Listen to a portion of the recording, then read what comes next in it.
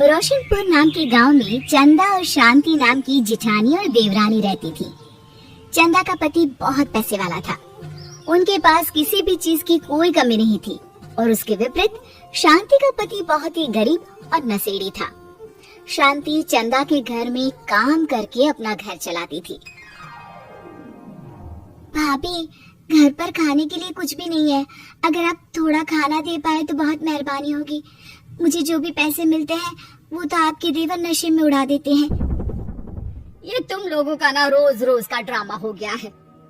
अब देवर जी कमाते नहीं है तो मैं क्या करूं?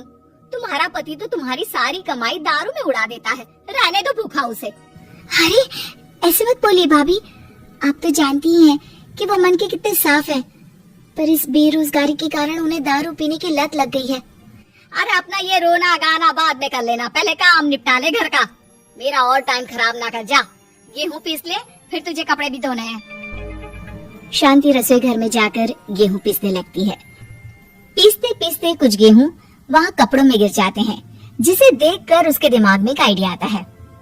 क्यों ना ऐसे ही थोड़े गेहूं मैं अपने पल्लू में बांधकर घर ले जाऊं, फिर एक बर्तन में जमा कर लूंगी और उसे पीसकर रोटी बना लूंगी। कुछ दिन तो ऐसे ही चलता रहा, मगर फिर एक दिन चंदा ने शांति को ऐसा करते हुए देख लिया। अरे पहले तो मुझे लगा तुम लोग बस गरीब हो, पर तुम लोग तो चोर भी हो। चोरनी कहीं की। मुझे तो लगता था तू गेहूं पिसती है, पर तू तो अपने पल्लू में गेहूं छुपा कर ले जाती है। निकल मेरे घर से। मुझे माफ कर दो भाभी, हमारे पास खाने के लिए एक दाना तक नहीं था, इसलिए मुझे ये सब करना पड़ा। अरे तुम लोग मेरे रिश्तेदार हो, इसीलिए दया कर तुझे मैंने अपने घर पे काम पर रख लिया। पर तू और तेरा पति हमारे खानदान का नाम मिट्टी में मिलाने पर उतारू हो चुके हैं। आपको मुझे जितनी गालियाँ देनी है दीजिए, मारना है तो मार भी लीजिए भाभी, पर मुझे काम से मत निकालिए। परिवार की बात है, वरना कोई और ऐसा काम करता ना तो धक्के मार कर कब से घर का बाहर निकाल दिया होता। रोते रोते शांति अपने घर चली जाती है, जहाँ उसका नशेड़ी पति कहता है, अरे कहाँ रह गई थी कामचोर? इतनी देर क्यों कर दी? आज पैसे लाई कि आज भी खाली हाथ वापस आ गई है? अपने हाथ दिखा। जरूर पैसे छुपा लिए ताकि मैं दारू ना पी पाऊँ। नहीं जी, मैं आपसे क्यों छुपाऊंगी? और अभी आप दारू पीने की बात कर रहे हैं, उसी कारण तो आज हम लोगों की ये हालत हो गई है। किसी काम की नहीं है तू, बिना मार खाए समझेगी नहीं। रख, अभी तेरे होश ठिकाने लगाता हूँ। रामलाल शांति को बहुत मारता है। शांति का मन दुखी हो जाता है और वो गांव के तालाब के पास के एक पेड़ के नीचे बैठकर फूट फूट कर रोने लगती है। मैंने कभी किसी का बुरा नहीं किया, फिर भी भगवान मेरे साथ ऐसा क्यों कर रहा है? मैं तो रामलाल जी की फिक्र करती हूँ, फिर भी उन्होंने मुझे इतना मारा। तभी उसे एक आवाज सुनाई देती है, रोने की कोई जरूरत नहीं है बेटी, चिंता क्यों करती हो? ये आवाज कहाँ से आ रही है? शांति अपने आसपास देखती है, उसे कोई नहीं दिखता। वो ऊपर देखती है, जहाँ उसे एक छोटी सी परी दिखती है। आप कौन है? आप तो कोई परी लगती है। हाँ बेटी, मैं इसी पेड़ पर रहती हूँ। मैंने तुम्हारी सारी बात सुनी। अब तुम्हें फिक्र करने की कोई जरूरत नहीं। अपनी आंखें बंद करो। शांति आंखें बंद करती है और जादुई परी अपनी छड़ी घुमाती है। उसकी छड़ी घुमाते ही पेड़ के सारे पत्ते सुनहरे रंग के हो जाते हैं। परी उनमें से एक पत्ता तोड़ लेती है और फिर से अपनी छड़ी घुमाती है, जिसके कारण सारे पत्ते पहले की तरह साधारण से दिखने लगते हैं। आंखें खोलो बेटा।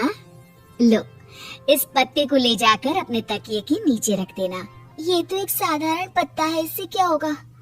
ठीक है, अगर आप कहती हैं तो मैं इसे रख लेती हूँ। शांति उस पत्ते को लेकर अपने घर जाती है और अपने कमरे में तकिए के नीचे रखकर सो जाती है। सपने में उसे वही पेड़ वाली जादुई परी दिखाई देती है। बोलो शांति, क्या चाहिए तुम्हें? मैं चाहती हूँ हम बहुत अमीर हो जाएं और मेरे पति नशा करना छोड़ दें, उन्हें कोई काम भी मिल जाए।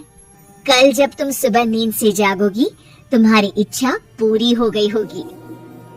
अगली सुबह शांति नींद से जागती है। अपने आसपास का नजारा देखकर चौंक जाती है। उसके बिस्तर पर चारों तरफ सोने चांदी रखे हुए थे। हे भगवान, कहीं मैं सपना तो नहीं देख रही? इतना सारा सोना, वो भी मुझ गरीब के पास।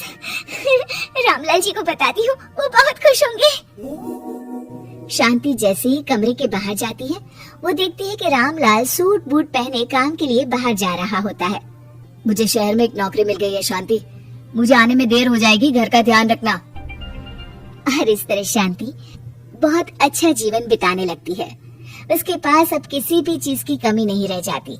रातों रात शांति के पास आए इतने पैसों को देखकर उसकी जिठानी उससे पूछती है, अरे क्यों रे शांति, कहीं बड़ा हाथ मारा है क्या?